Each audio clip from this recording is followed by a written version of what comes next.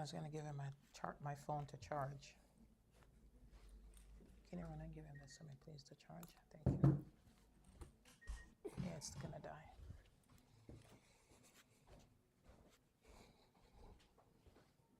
Thank you. Well, at least I know the audio works. Are we live?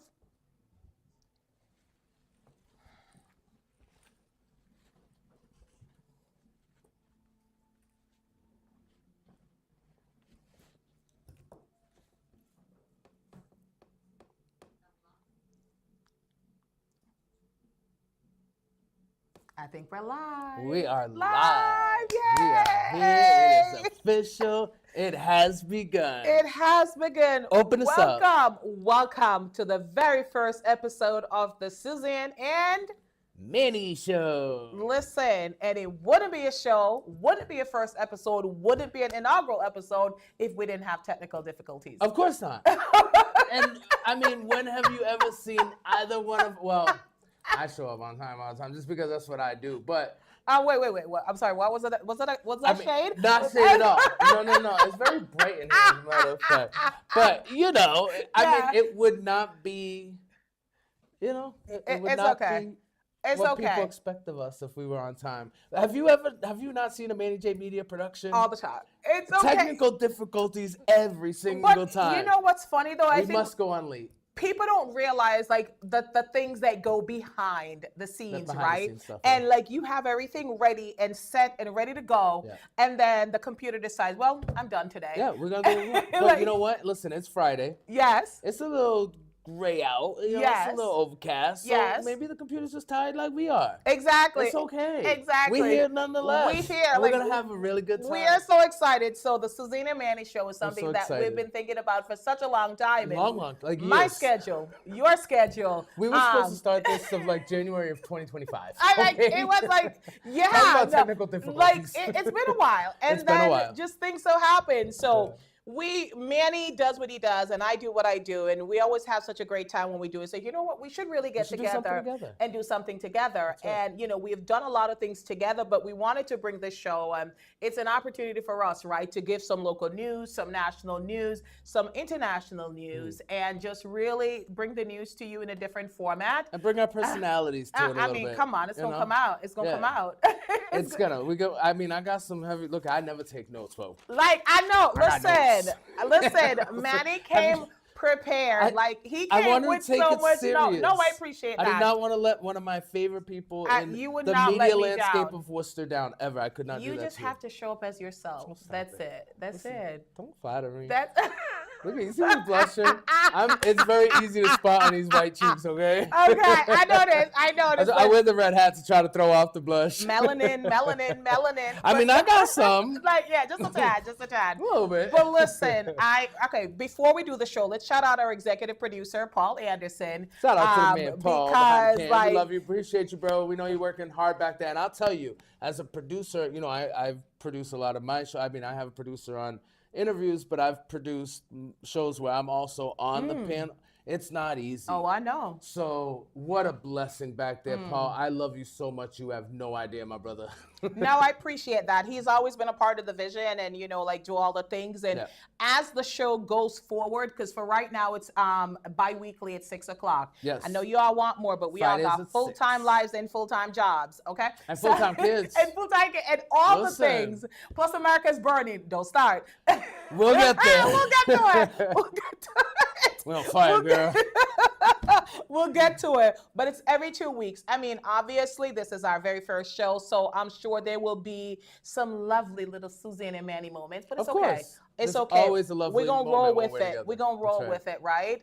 But we're excited to bring the show. We're excited to have Paul Anderson as our executive producer. And, truly, just want to shout out, this is for the community. This is for the community. So we are looking for sponsors. So if you are interested in sponsoring the show, because each time someone sponsors, we're going to elevate it and bring you bigger and better. That's right. And pour it back into the show. So we really are very excited about that. But how are you, Manny? Talk to me. I'm good. Do you really want to know how bad? No, I do. I got a lot going on. I and do. You know what? The beauty I do. of it, make it 1 minute, but I'll make it 1 minute. The beauty of it is I'm not the only one, right? Everybody got things going on. Mm-hmm. And, the important thing to take away and remember is two things. A, life is short, so don't waste the moment. And B, you got to get up and keep pushing. Yeah. You know, so no matter what brings you down, you got to keep moving. And I've had some things that brought me down, but I've also had some great things that lifted me up as well. So to keep it in a minute, you know, under a minute, I've gone through a tragedy in my family, but I've also gone through an amazing blessing. And I want to congratulate all the graduates out there right now, because last Friday, I got to not only attend the college graduation of my son from Husson University in his health sciences major, I got to cap him. Do you know what an honor that is for a dad to cap their son for graduation? I'm just so blessed. I couldn't be more proud, more excited, and more happy for my son and the future that he has, which is, I mean, I feel like I have a pretty bright life, so I can only imagine how much brighter this boy's future is. Man, sorry, he's always going to be a boy to me, but he's 21 going on 22 now. I guess he's a man. We got to just give him his credit where credit's due, because he graduated. Congratulations, Ethan. I love you, my man. And also, my other son went to a senior prom, which was just a beautiful moment. And it really uplifted me from all of the things that were pulling me down before that, which we're going to get into a little bit of that a little bit later on, because you told me to keep this under a minute. So, because I know us. Like, we don't stop. This is the intro, and like, we've got to get to the news. But you know, I can't start the show without asking how you're doing. And I mean, obviously, I know some things, but you know, I'm thinking of you and all of that. And congrats on your son. That's a major achievement for him, and congrats to you. I can't believe you have a grown college kid. So I can't believe graduated from college. I'm on the cusp of empty nest. Lord, I'm too young for that. Do you see this face? Empty nest? What? Lord. Listen, I'm not ready for it, but it's going to happen one day. But it's all right. It's all right. I'm just going to take more vacations. Yep, I said it. My kids are watching it. Yes, we're going to vacation without you. So. Listen, ain't nothing wrong with that. But, you know, so what else? Sometimes we need a break, even from the kids. Yeah. You know, so what have you been up to? I mean, we talked about, you know, how you're doing, but what have you been up to? Anything lately? Any professional excitement that you want to share? Am I missing something? Did I forget something? What's going on? Except the show. I mean, the show is amazing. Do I have another job somewhere I forgot about? You always get another job. Like, listen, I love to work. Weren't you at at the Woo Sox? Not the Woo Sox, the Red Sox or something? Didn't you work at the Woo Sox last year or something? So I was I guess it has been a while since you interviewed me. So I am the MC. I say was because the season is over. It is. But I'm the MC, the on-field MC for Holy Cross Athletics, mainly their football and basketball programs. And for the last football game of the 2025 season, we did it from Fenway Park. Like, how amazing is that? I don't know. Do I have my car keys on me right now? I think I do. Right here. Listen, I'm not playing with you, girl. Let me show you something cool. So when I went to I don't know if I broke a law, but hey, we're about to figure this out. Did we steal something? Because I'm not trying to get you locked up. I borrow. I don't steal. I borrow. Okay. This is official Fenway Park.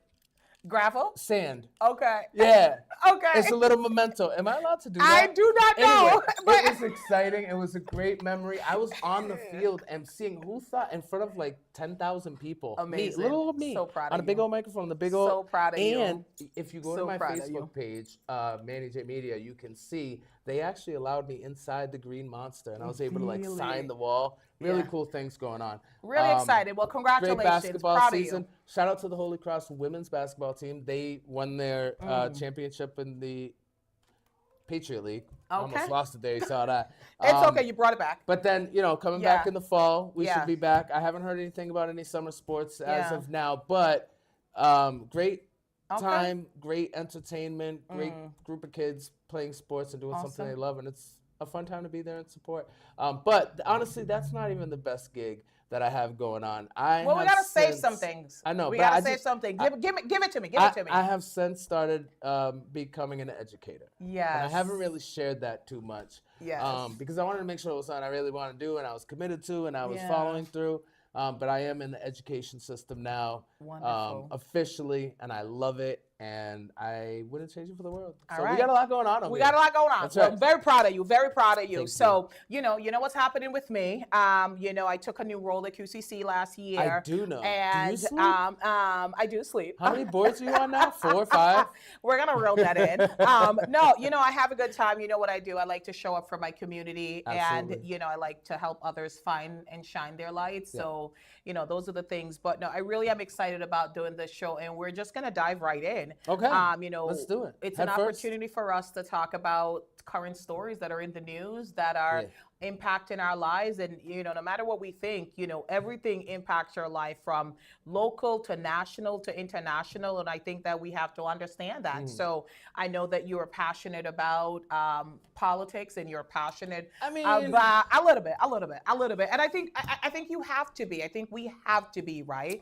I'm overtly aware. Like, yeah. So, and I can't stop. Like, I know, but there are some topics we wanted to discuss tonight. Yes. So we're gonna bounce into our news segment right now. So I'm gonna have you start it off. Like, what are some of the national news or local news that's been capturing your attention? All right. So let me just preface this with this. As far as my political landscape, I want to give a little bit of a disclaimer here. This is all mainly opinion based. I did take notes. I did source. I did research, but I am not claiming to be any kind of expert or anything like that. This is just regular old Manny from regular Worcester explaining things that he hears, opinions, how it affects me in my life and my people.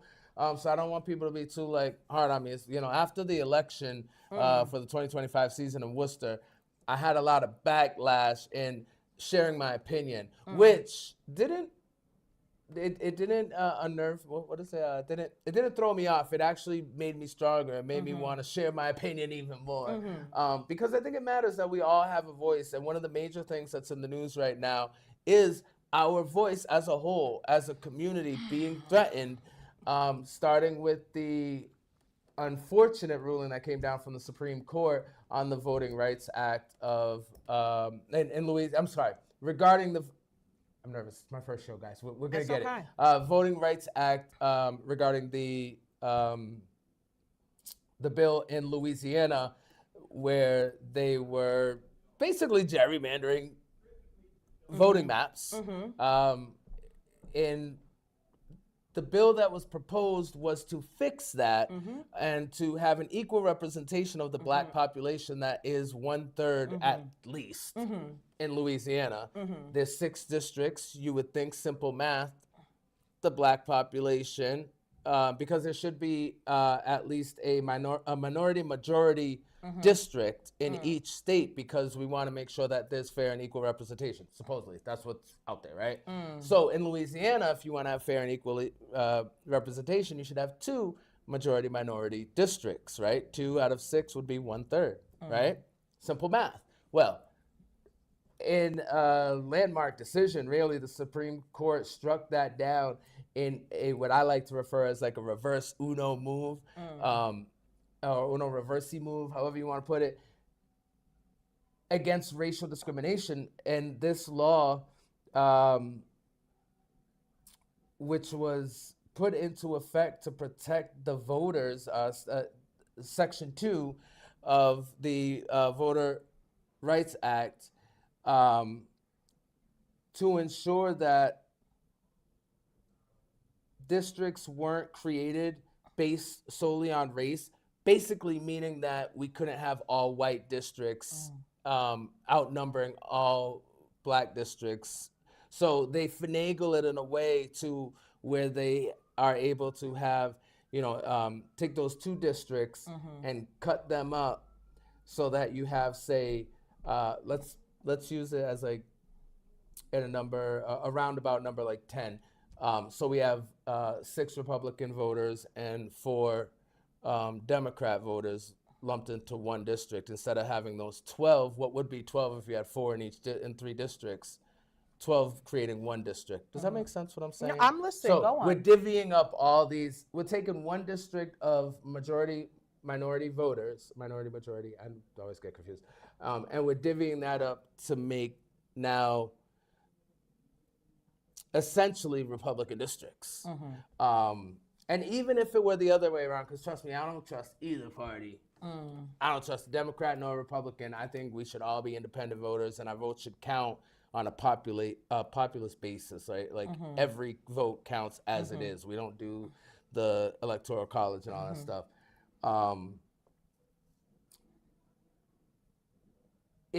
It doesn't sound like it's that dangerous or that crazy on the face of it. Oh, it does. Okay, it does. good. 100%. But when you put the context behind diabolical. it, especially of where it's happening in Louisiana, and then you have states like Tennessee and Alabama and Florida falling right behind them, where, you know, in reality, the Republicans are able to pick up about 14 seats to the Democrats, who are trying to counterbalance that, where they did in California and Virginia, only able to get 10 at the moment. And 4 of them in Virginia are still at jeopardy because they're up in the courts.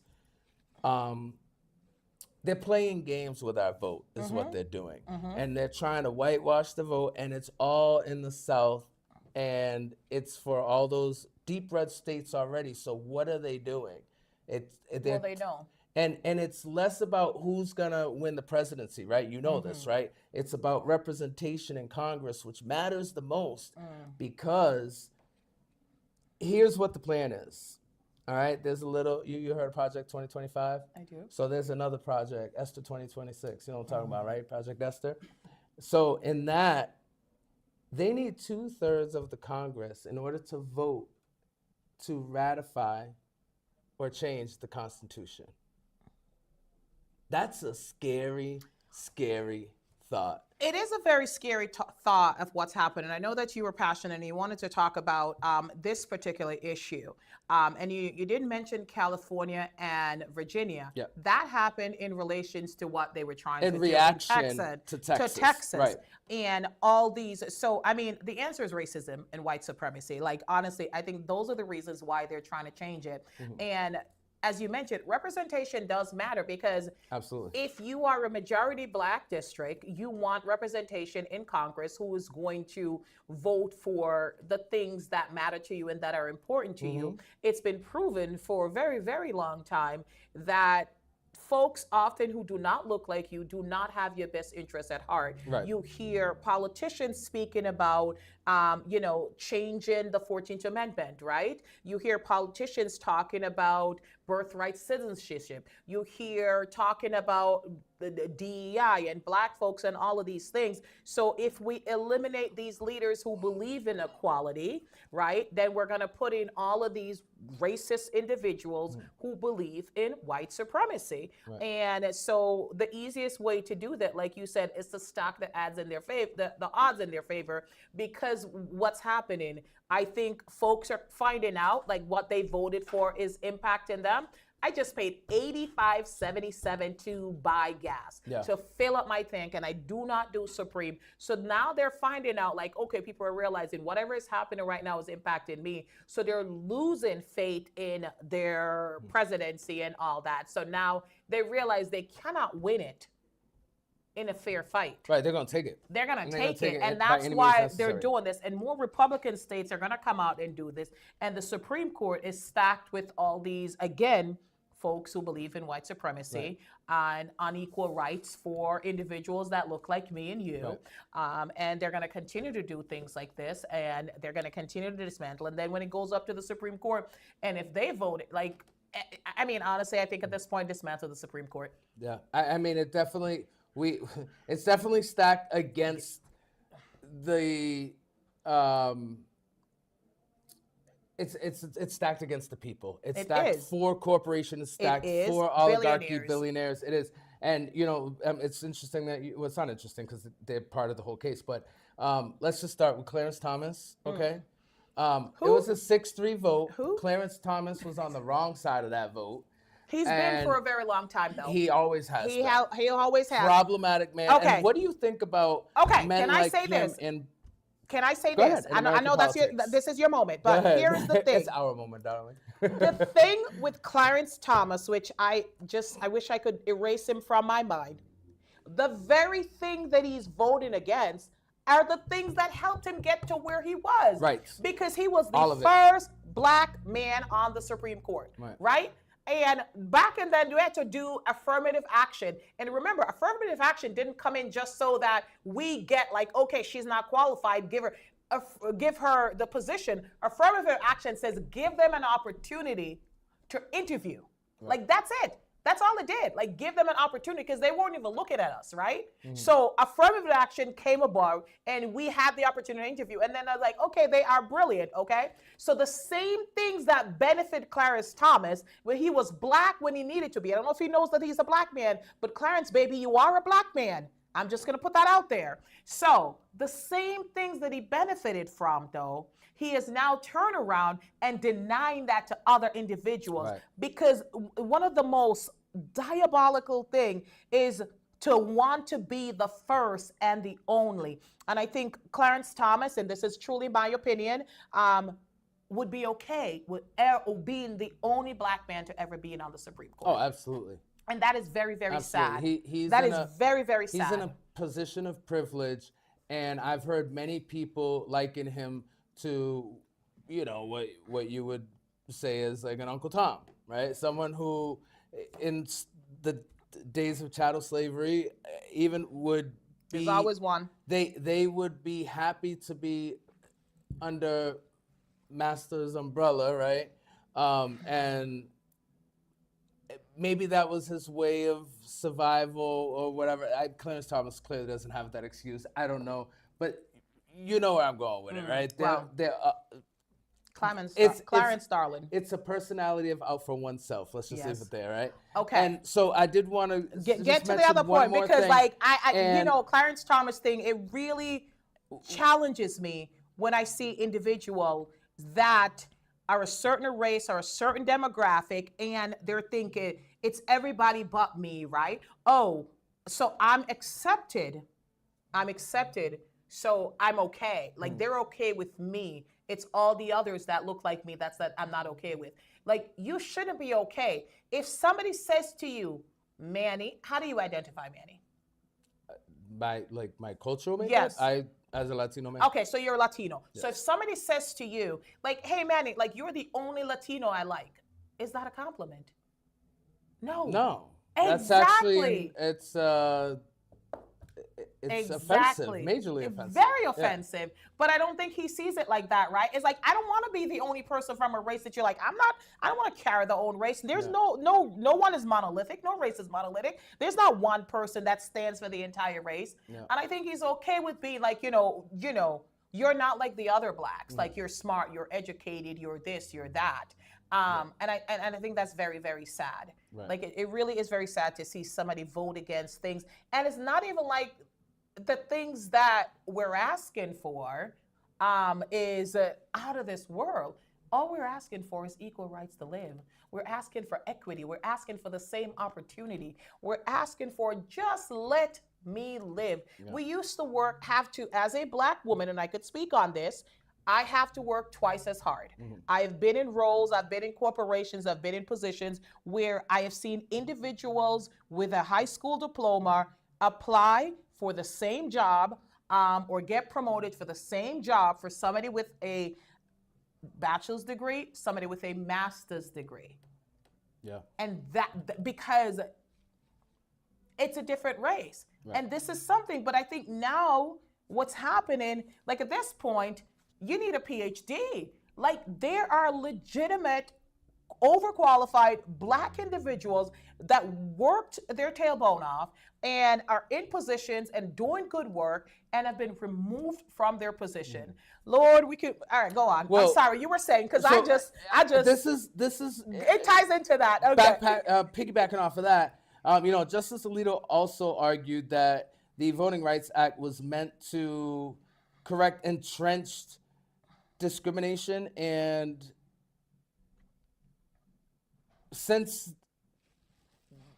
the civil rights era, things have changed, and there is no need to have race-conscious maps. So that violates the equal protection clause. I love when white men explain racism to that's me. when we were able. That's how we're able to break that down and justify why we cannot create another majority minority black district in a white majority state, as far as voting goes, anyway. And one other thing I'd like to add. All right, yeah, we're gonna have to wrap this up because we get passionate. That we're doing this now because redrawing the maps really happens every 10 years with the census. It's the whole part of the whole point of the census, right? That's why we answer where we live, how old we are, our race, gender, age. I just said race, gender. You know what I'm saying. Anyway, but this is a very rare time where the guy in the White House decided he wanted to pull out a little secret tool to literally rig the process, whether it's the election or what other processes he has in mind going into the future, where he's able to use it. And this is like a midterm, rare midterm redrawing of the maps. Doesn't happen often. What do you do if you know that you're not honorable, you have no integrity, and you cannot win in a fair fight? You rig the fight. You rig it. You rig it. And sadly, it is happening. And I think my challenge to individuals who are okay with others being taken advantage of is, how could you? And they use Christianity, they use Jesus as a prop. The God that I know, now I'm a Christian, I'm a woman of faith, I'm a child of God, but the God that I know, the very foundation of God is love. And God believed in love and he accepted.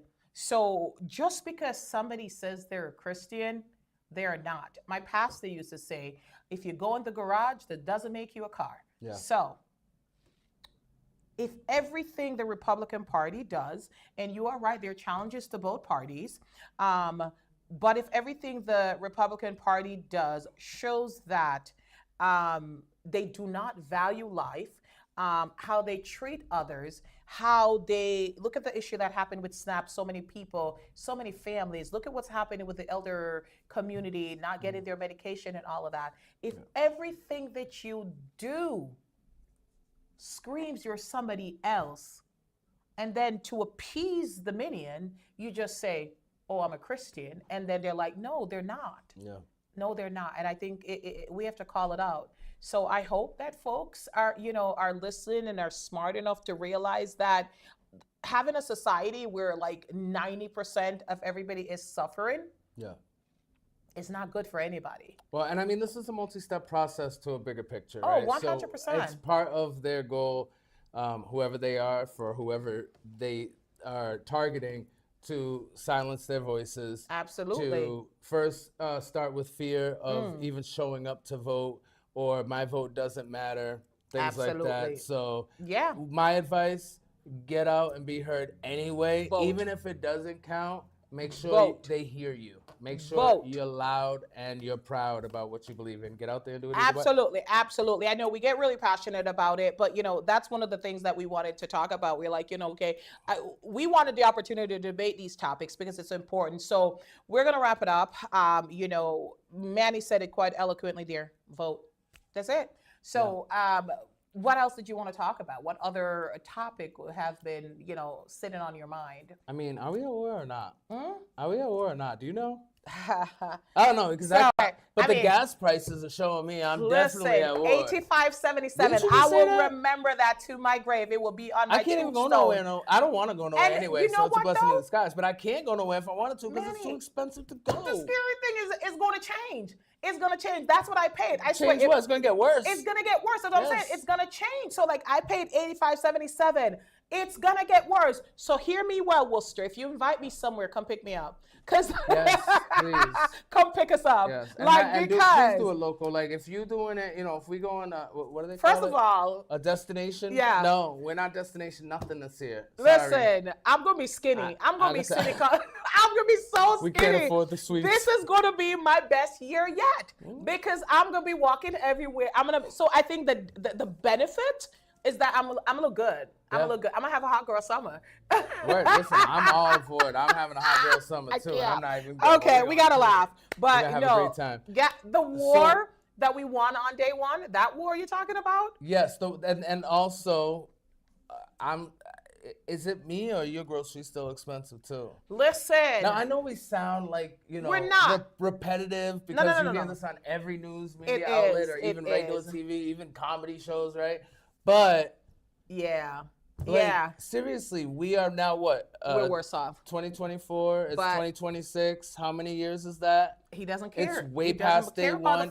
Speaking of not caring, did you hear what was said the other day about the toll that the war has taken on Americans financially? And yes, I heard that's what he said. He didn't care. Where do you think I got that quote from? I don't know. I just want to make sure that's what yeah, but I refuse to say that name. I know. I'm trying so hard. I don't even like referring to him as a human or him or don't he say or it. nothing. Don't say it. Like you know, the occupier of the White House yes. Does not care and said it point blank. But can I say something inappropriate? Of course. I thought I was the only one who says inappropriate things. Yes, please Yo, do. Go ahead. Those Lego videos are bangers. Like, listen, that is my news. I'm not even playing. Go get your news. It's better than CNN, better than Fox News. It's better than all them. It's not better than us. But Lego News, I'm telling you. They're going to win a Grammy because, listen. And people have been doing their research up I'm not behind gonna those. lie. Like, yeah. And they're not lying, though. They're telling us what we need to see. They are not lying. And, you know, one of the things that I like they're doing a lot there is they're showing us you're no different than us. No, because Americans are very elitist. They got this mindset that we're better than people. And they're letting us know you are in a shroud of imagination. Like the America that I grew up on, right? Right from sea to shining sea, purple mountains, fields of green. You know what I'm saying? Purple mountain, but go on. You know what I'm saying? Okay, Snoop Dogg. I'm just thinking about okay, beautiful. Snoop Dogg. Do you know what I'm talking about? Purple Mountain, no. You don't know what I'm talking about? I'm sorry. America the Beautiful. You know the song? I do. I can't sing the whole song, but we'll I don't know afterwards. the words. I do not Purple know the Mountain's words. Majesty is a lyric in the song. Is it? I thought you were having a Snoop Dogg moment. Okay. No.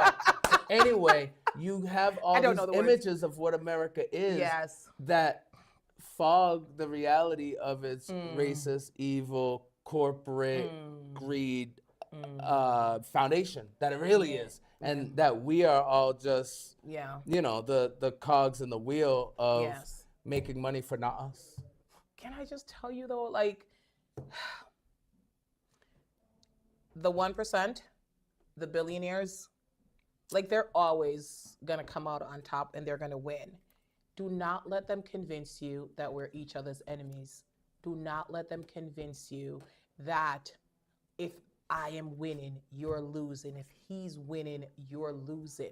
And I think that's where we lost the plot because we allowed, and I'm putting myself in the collective we. I know I didn't, but I'm gonna be down here with my people, right? We are allowing rich billionaires who do not buy their own groceries, who do not know the price of gas, who do not know the price of eggs, to tell us that that individual that has to work 3 jobs, could barely pay their rent, has to decide to ignore a medical issue because if they go to the doctor to treat that medical issue, they can't buy food or pay their rent, is the reason they're suffering. Oh, forget all that. We're spending $1 billion a day on war, but yet we still got to pay all these outrageous prices on everything. If we got so much money to play in war, we should have money to put towards bringing these prices down. Why aren't we doing that? Why can billionaires fund war, but they can't fund us bringing the prices of survival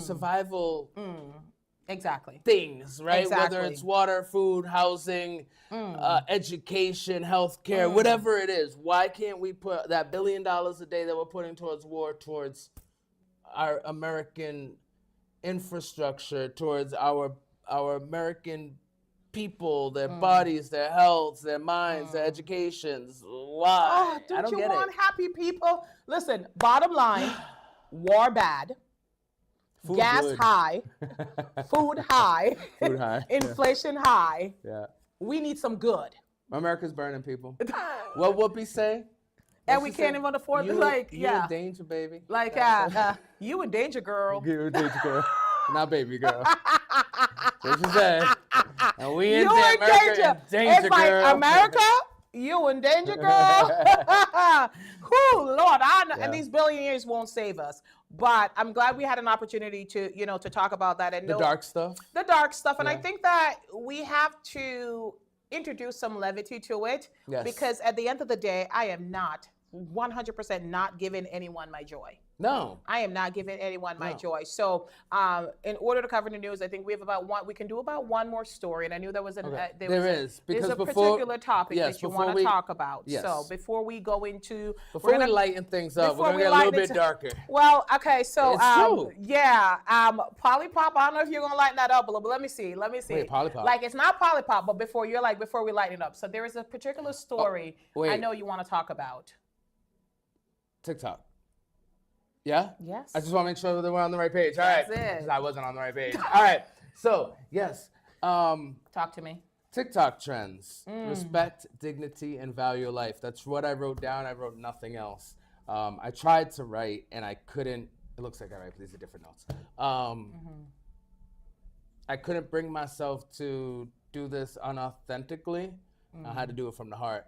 So last Monday at after 11 p.m., around 11:30ish p.m., my brother was sleeping in Times Square, and he was murdered by a group of teenagers.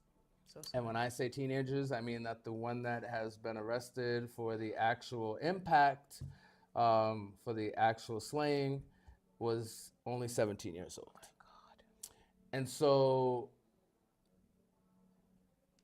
I mean, I guess it's great that they found him. I can't help but to think, as a dad of a 17-year-old, all the lives that were just affected, impacted, and the two lives, particularly the life of my brother, that's forever gone, right? And when he was arrested, they asked him why he did it. And his answer was, oh, it's just a TikTok trend, messing with crackheads. First thing I like to clear up, very first thing, is my brother was a genuine soul, happy soul, loved to be free, loved to just travel, meet people, get to know everybody, never did drugs. I should say hard drugs. I mean, he dibbled and dabbled like the rest of us. He never did anything worse than I did, I can tell you that. Definitely by far was not a crackhead. I don't think he ever touched crack as far as I know. And he was an amazing spirit. Actually drove his bicycle from Worcester, Mass to Miami, Florida, like a pedal bicycle. Yeah, listen, this man is what he wanted. His next dream goal was to go from New York to California or LA, which I thought was pretty awesome. Unfortunately, didn't get to realize that his life did end in Times Square, New York, which for me was kind of fitting. You know, it's big, it's grand, it's full of lights, it's full of life. That was my brother, Leonidas Baez. I love you so much, man. I'm gonna miss you forever. But I wanted to bring it up because, well, first of all, I do have a GoFundMe going. We are raising money to bring him home. His body is in New York, and we do have to get him back to Worcester to be able to do the service, and so that all the family can be able to pay their last respects in person, because New York's just a lot, especially, like, I mean, Manhattan is just a park, right? Could you imagine parking at a funeral in Manhattan? No. Listen, not to make jokes, but I'm just saying. Yeah. He would appreciate that. So please, we're going to link the GoFundMe somewhere around here, and you can go to Manny J Media page. The GoFundMe will be there. My own personal page, Manny Alvarado. You could donate for the family to get our family to get Leo back home that way as well. But I really wanted to talk this because I feel like this generation. By the way, my brother was 39. The young man that killed him was 17. So young. And in the video, it shows my brother was sleeping for like an hour and a half. Grabbed his backpack, chucked it at him just to harass him, right? Then urinated in a cup, took that, chucked it at him just to harass him, right? He got up. He's like, yo, what, like anybody would do. Shocked, what's going on, blah, blah, blah. Finally, he's like, no, I don't want no problems. They catch him running around the car. The kid comes up behind him, stabs him in the chest, which is crazy. It's so dark and so evil that there was no sense behind it. It wasn't even like the kid was acting in self-defense. It's on video. he was chasing someone running away from him who there was never any words exchanged or any altercation, period. This was initially for clout, for laughs, for views, at least by what they told the cops. And there's a lot of that going on. Yeah. I've seen TikToks myself where they go up to sleeping homeless people and they harass them, kick them, throw water on them, get a couple laughs, get a couple views. Those views turn into a couple dollars. There is two things that come to mind. When I grew up when PlayStation first came out. Well, You're old. I'm a I'm a baby of the 80s, child of the 90s. Media and technology were really ramping up during them times. And do you remember when they were always saying, like, video games are ruining the kids, right? Movies and music, hip hop especially, rap was ruining the kids, right? And I was growing up like, you guys are crazy. That has nothing to do with it. This has to do with, you're trying to think of a non-swear. You're a bad person if you're a bad person, and that's it. Absolutely. Video game isn't going to make you a bad person.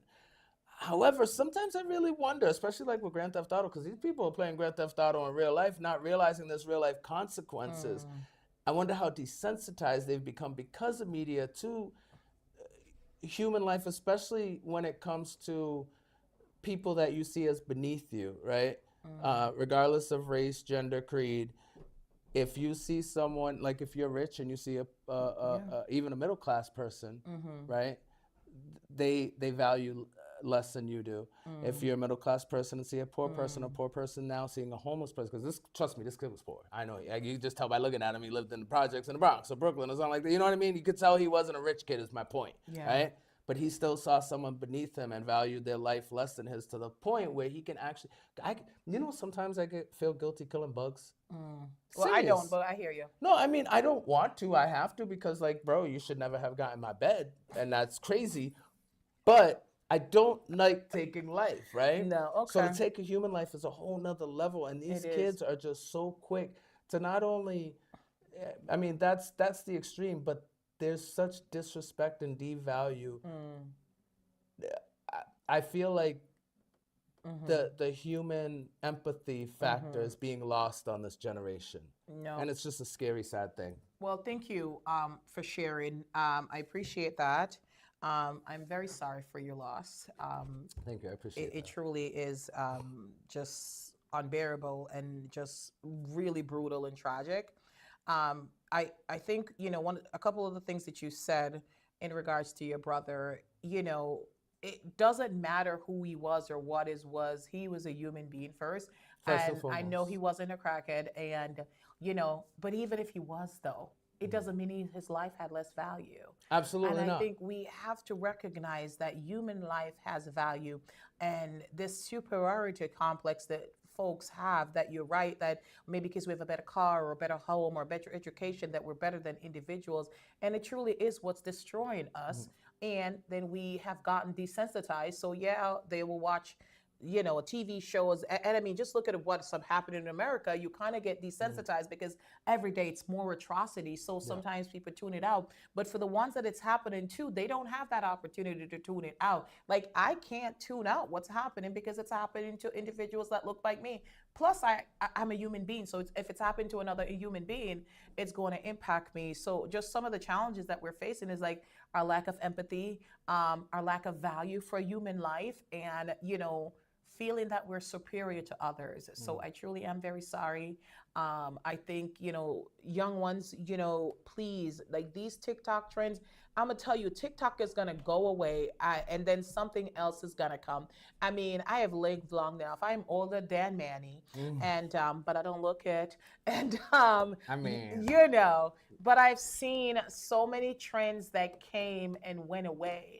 And TikTok, as much as y'all believe it's gonna be around forever, there's gonna be another great thing or another new thing. Well, and even if TikTok isn't around forever, like, we're in an ADHD culture right now, and nobody really lasts as celebrity forever either.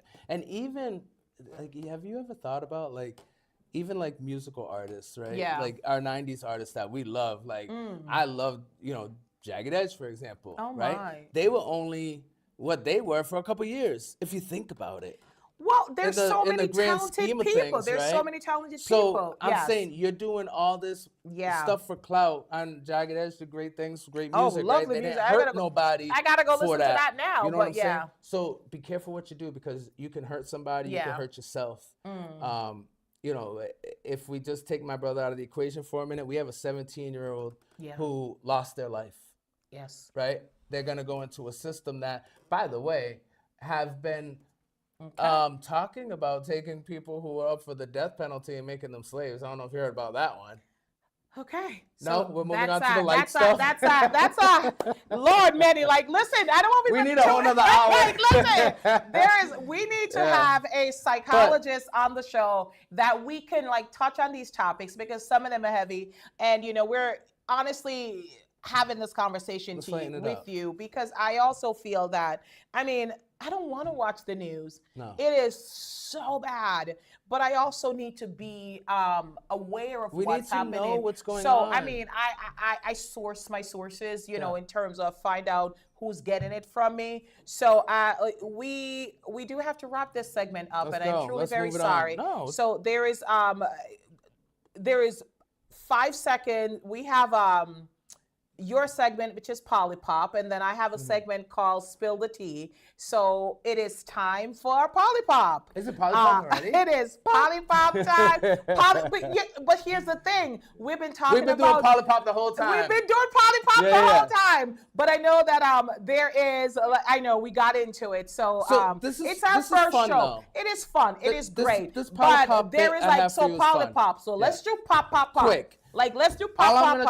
Let's do pop. Polypop. Like, we want you to learn the word. So here's Manny J with Polypop. Polypop.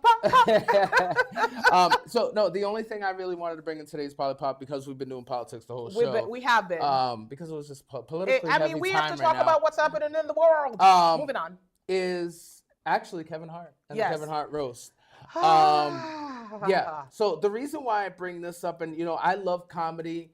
I love raunchy comedy. Even I've always loved roast. I've always loved that uneasy feeling. But everybody leaving still laughing and still being comrades, if you will, in the comedy landscape or in the world. Like, we should be able to come together, say what we want to say in a country of free speech, have a couple laughs, maybe even disagree, and move on, still loving each other as brothers in life, right? Yeah. With that being said, in a time where Black people are systemically, racially profiled and murdered, there's no softer, not harder, any way to put that, murdered by the police for simply just existing in the United States, right? Whether driving by while black, walking while black, breathing while black.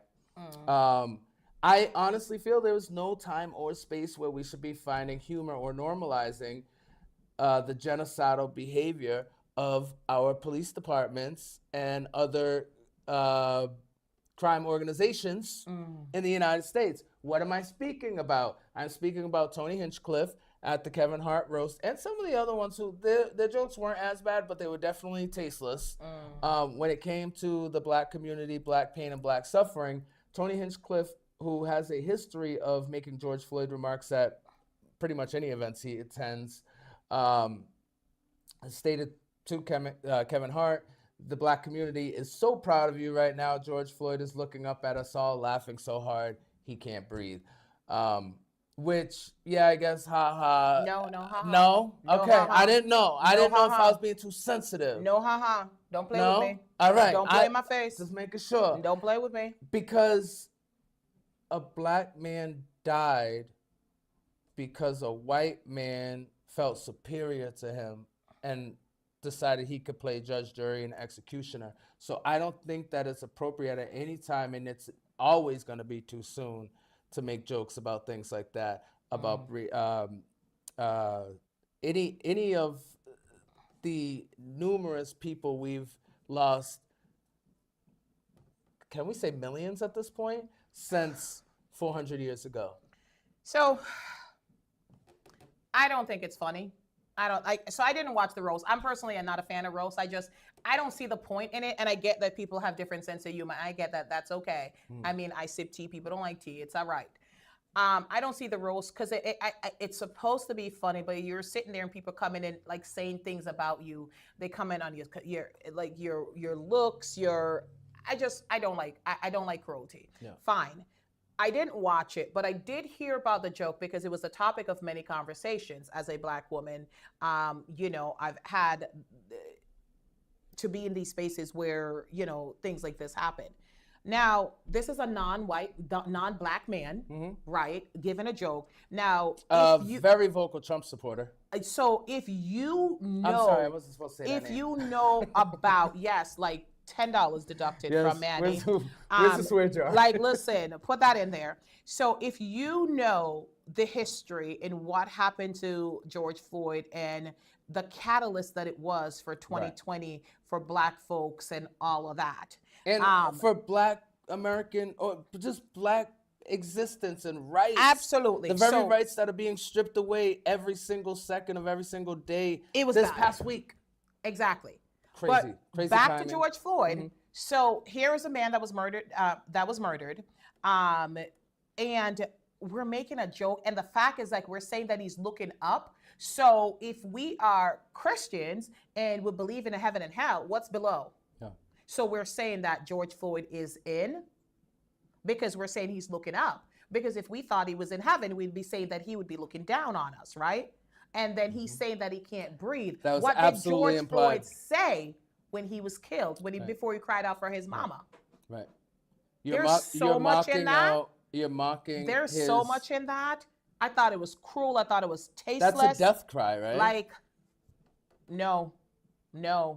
And let me tell you this. I can't find humor in it. I just can't. Never be okay with someone being cruel to someone else. Mm-hmm. So, tasteless. Moving on. Thank you for sharing. You're very welcome. And that's today's episode of Pops. I hope you enjoyed.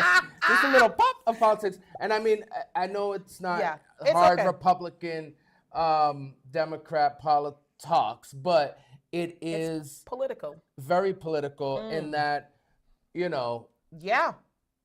Black rights, but the rights of Black people in this country are being stripped and decimated.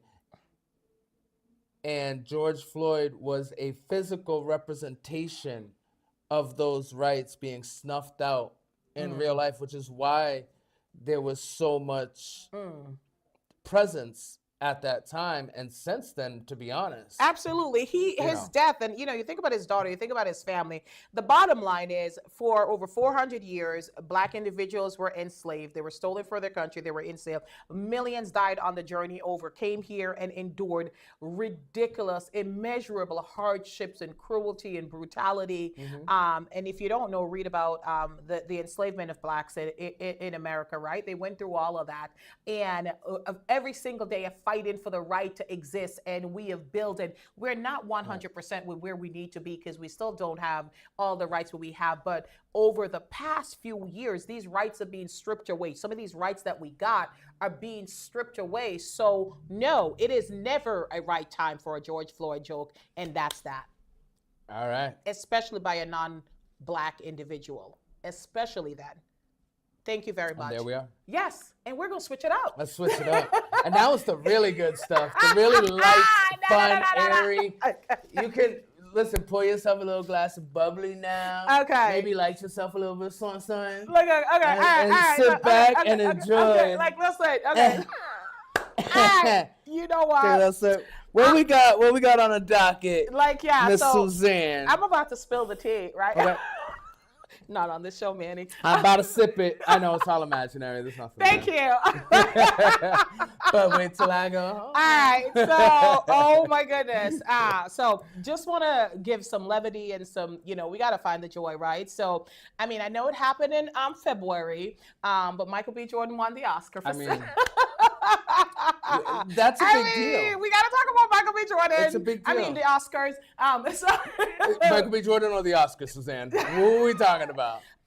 So I mean, I have no problem talking about Michael B. Jordan. I feel like the Oscars get plenty of shine, plenty of play, the right? Oscar gets plenty of shine. Like, you know what's for me though? It's not even like winning the Oscar. Like, we get it, but the thing is, the Oscar happened. It is what it is, and we're not gonna give it any more than it deserves. But he did deserve it for that role. And if you saw the movie Sinners, like he played dual characters, he played brothers.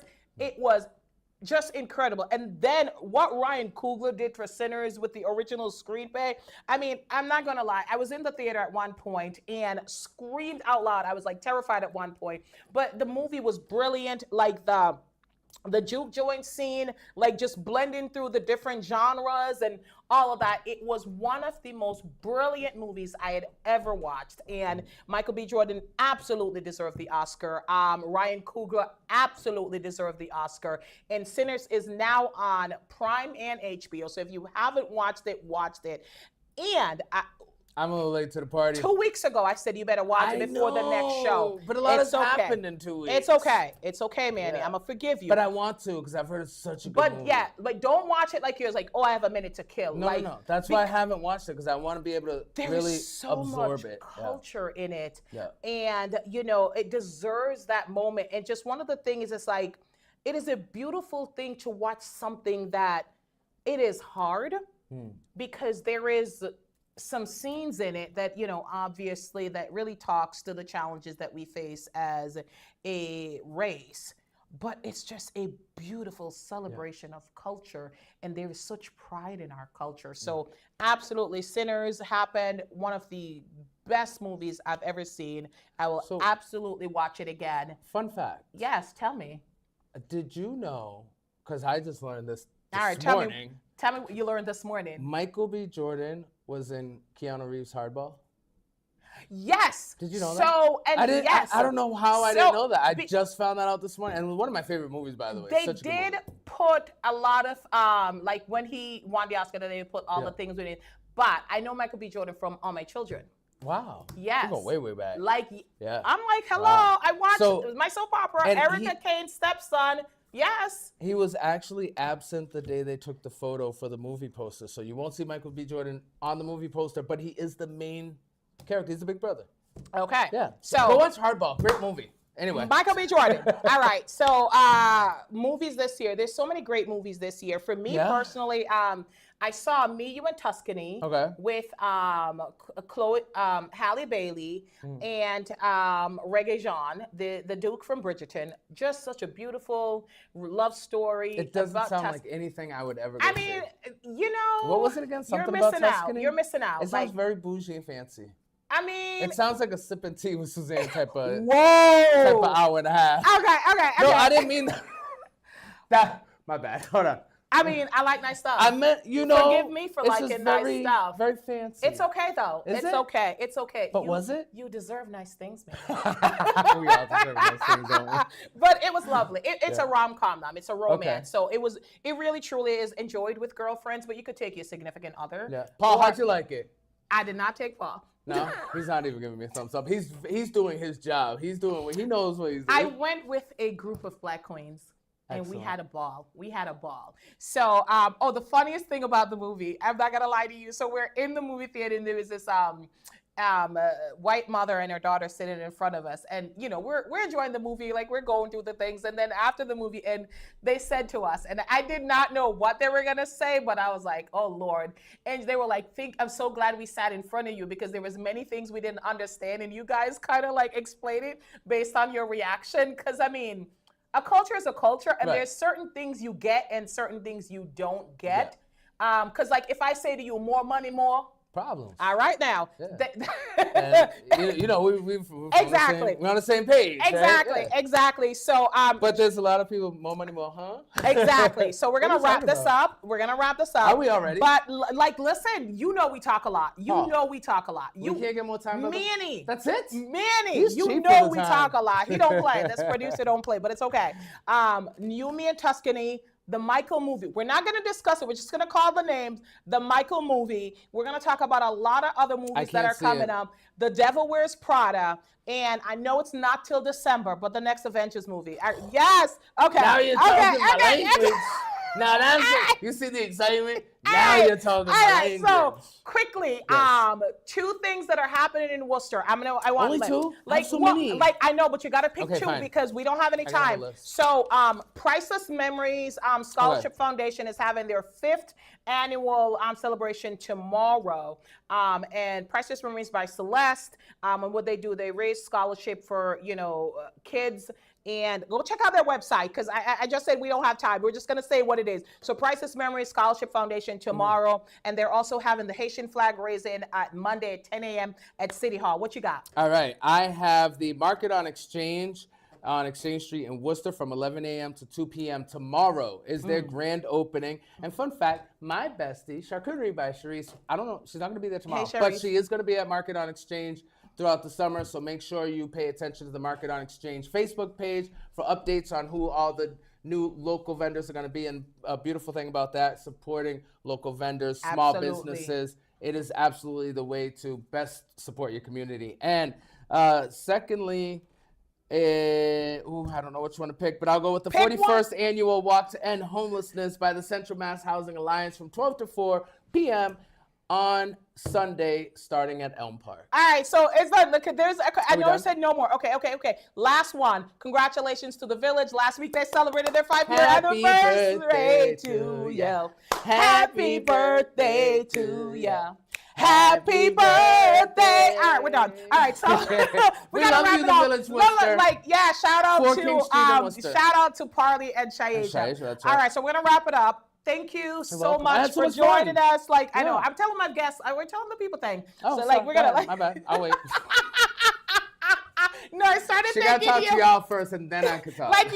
Listen, thank you guys for tuning in. We appreciate you. Make sure that you send us your feedback, even the hard ones. It's all right. We'll read it. We will respond empathetically. And we'll apply it, right? We'll get better with every show. We'll reply. This was our first show. We're so excited to finally get it out. I hope we did a good job.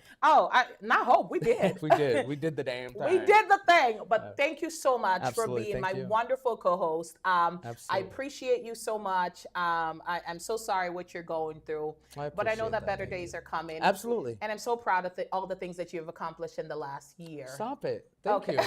Listen, this is not going to get emotional, folks.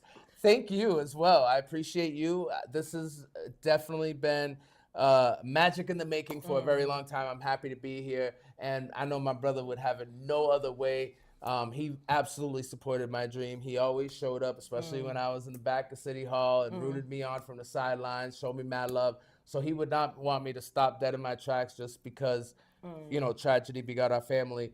I know he's looking down with a big smile on his face and strength in his heart, lifting us all up every day. So thank you for that sweet sentiment. And I look forward to, all the great things that this show and our teamwork, camaraderie is bound to bring going into the future. Absolutely. I'm very excited to it. And to be here even more with you guys. Yes, absolutely. No, listen, thank you all. But I got to shout out Wanda because Wanda is our #1 fan. Love you, Mom. I don't think anybody's more happy that we have this show than Wanda. So shout out to Wanda, our #1 fan. I did see John say something on Facebook. So John, I hope you're watching. That's my man. So shout out to John. Because John, my business manager, my talent manager. John Keel, we love you, bro.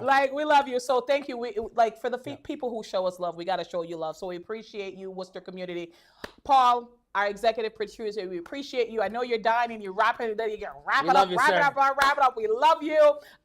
Worcester, we appreciate you. Community always. And until the next Suzanne and Manny show, this is Suzanne and it's your boy, Manny. Catch you on the flip side. Peace.